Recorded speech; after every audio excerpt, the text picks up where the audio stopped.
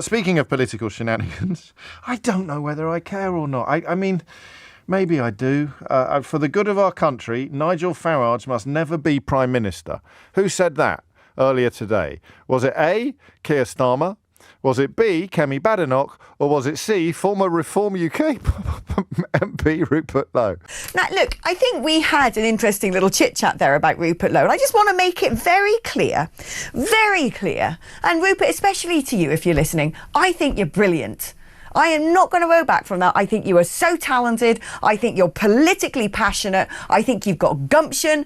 I think your conviction when it comes to policies and what you believe in and what you want to do for this country are entirely sincere. I know you, so I don't have any doubt as to the mettle of your character. It could have been any, couldn't it? But no, it was Rupert Lowe, James, who, of course, was one of the 5 elected Reform UK MPs back at last year's election. He's the MP for Great Yarmouth, and then a couple of months ago there was this big sort of bust-up with the leadership of the party.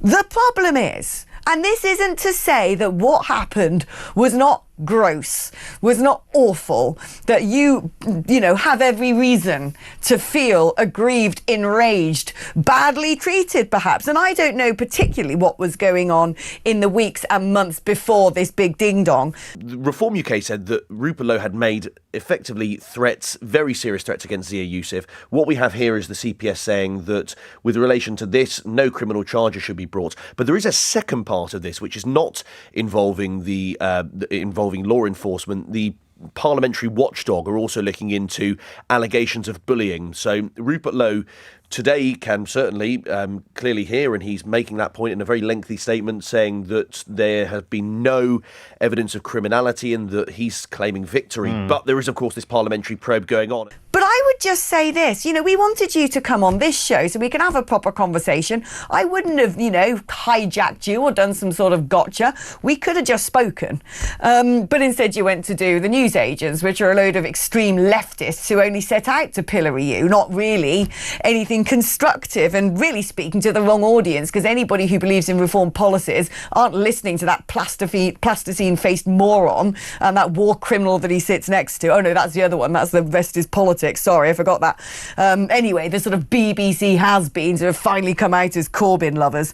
The statement, James, you took one line of it earlier on. Nigel Farage must never be Prime Minister. I mean, it's for the good of our country, Henry. For the good of our country. And it's scathing. I mean, one other part here, he says, with real power, I fear he would wield the immense responsibility to crush dissent.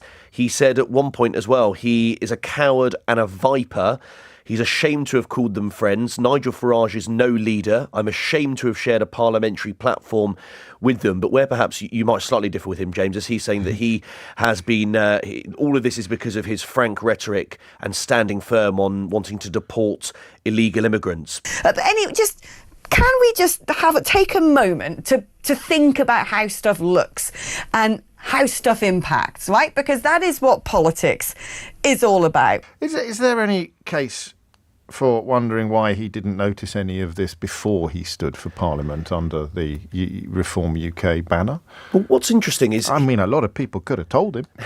Well, what's interesting with Rupert Lowe is, I mean, it's not like he's sort of new to the party in the sense that he was a Brexit Party MEP, if you cast your mind back with Nigel Farage. I had managed to forget that, Henry. Yeah, sorry. I'm thank you for the reminder. Bad memories. So he's been on the ticket for years. He's been on the ticket for years. He's known Farage for years. He's known Nigel Farage for years. Richard Tice, of course, was an MEP at the same time, and Widdecombe was. So he knows these sorts of same figures. Perhaps he didn't know Zia Youssef, who wasn't involved with the party at the time. But click here for Reform's rotten head councillors.